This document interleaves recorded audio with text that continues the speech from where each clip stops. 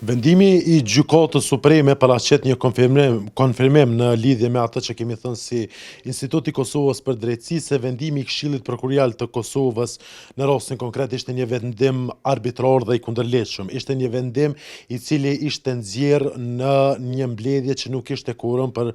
mbajtjen e saj dhe për vendimorin e saj. Dhe që fatmirësisht do të thotë Gjykata Supreme e Republikës së Kosovës edhe i ka konfirmuar do të thotë këto gjetje të IKD-s dhe për këtë arsye edhe e ka anuluar vendimin për shkarkimin e zotrit Kelmendi nga pozita e ushtruesit të detyrës së kryeprokurorit të shtetit, duke kthyer rastin në rishqyrtim në Këshillin Prokurorial të Kosovës. Definitivisht është një lajm pozitiv nëse në rastin konkret është mbrojtur ligjshmëria dhe siç e kemi theksuar edhe në të kaluarën, nëse e krahasojmë do thotë edhe me ngjarjet dhe diskutimet e tjera të cilat kanë ndodhur në Këshillin Prokurorial të Kosovës dhe momentumin në cilin këto veprime janë ndërmarrë krahasuar edhe me letrat të cilat Zyra e Bashkimit Evropian i kishte dërguar tek Këshilli Prokurorial i Kosovës, haptazi kishte përpjekje për ta mbajtur korporatizmin edhe pasi reforma në Këshillin Prokurorial të Kosovës të filloi efektet e saj të para. Dhe që fatmirësisht do të thotë në rastin konkret një vendim të kundërligjshëm të nxjerrë në një mbledhje pa quorum nuk e kaloi Gjykata Supreme duke vërtetuar ato që kemi thënë si IKD që nga dita kur